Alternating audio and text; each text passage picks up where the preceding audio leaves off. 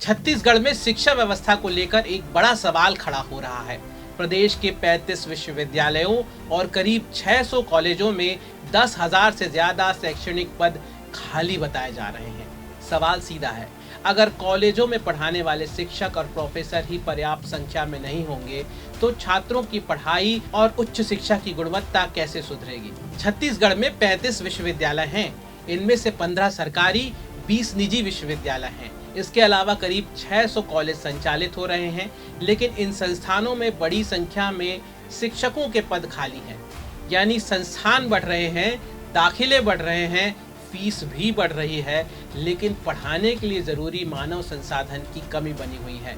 पढ़ाने वाले ही नहीं हैं। सबसे गंभीर सवाल निजी कॉलेज को लेकर उठ रहे हैं। आरोप है कि कुछ निजी संस्थान यूजीसी के मानकों और परिनियम 28 का पालन नहीं कर रहे हैं।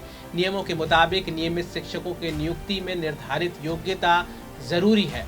सहायक प्राध्यापक का शुरुआती मूल वेतन 57,700 रुपए तय है, लेकिन आरोप है कि कुछ संस्थानों में योग्य शिक्षकों की जगह कम वेतन पर ऐसे लोगों से काम लिया जा रहा है जिनकी योग्यता निर्धारित मानकों के अनुरूप ही नहीं है। यहाँ सवाल सिर्फ शिक्षा की नौकरी का नहीं है, इसका सीधा असर छात्रों पर पड़ता है। छात्र फीस देता है, बदले में उससे गुणवत्तापूर्ण शिक्षा, योग्य शिक्षक और बेहतर अकादमिक माहौल मिलना चाहिए। अगर शिक्षक ही पर्याप्त नहीं है या नियमों के मुताबिक नियुक्ति नहीं है तो डिग्री मिलने के बाद भी छात्र की वास्तविक शैक्षणिक क्षमता कितनी मजबूत होगी, यह बड़ा सवाल है। और तस्वीर का दूसरा पहलू भी कम चौंकाने वाला नहीं है।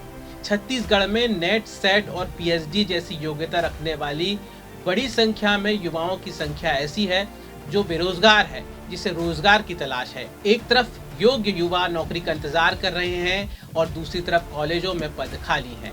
ऐसे में सवाल उठना स्वाभाविक है कि आखिर भर्ती की प्रक्रिया इतनी धीमी क्यों है। यह सवाल इसलिए भी गंभीर है क्योंकि 16 जुलाई 2025 को राज्यपाल और विश्वविद्यालयों के कुलाधिपति रमन डेका ने उच्च स्तरीय समीक्षा बैठक में विश्वविद्यालयों के रिक्त पदों को प्राथमिकता के आधार पर भरने के निर्देश दिए थे।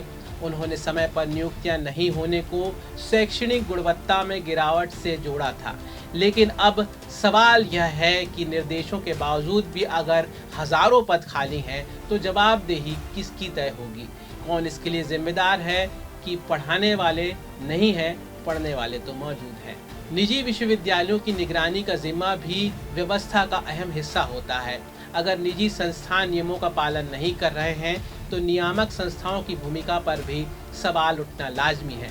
छत्तीसगढ़ निजी विश्वविद्यालय नियामक आयोग की ओर से कहा गया है कि निजी विश्वविद्यालयों को रिक्त पद भरने के लिए लगातार निर्देश दिए जा रहे हैं। उच्च शिक्षा मंत्री टंकराम वर्मा ने भी कहा है कि सभी निजी विश्वविद्यालयों से रिक्त पदों की जानकारी मांगी जा रही है और भर्ती नहीं करने वालों पर कार्रवाई की जाएगी।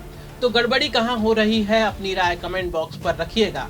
बताइएगा कहाँ गड़बड़ी हो रही है। आपके राय के जरिए शायद सरकार को पता चल जाए कि कहाँ चूक हो रही है, और अगर पता चल जाए तो शायद सुधार हो जाए। नमस्कार, मेरा नाम है धीरेन्द्र गिरी गोस्वामी। फिर किसी वीडियो में मिलेंगे। देखते रहिए एडिटर जी न्यूज़।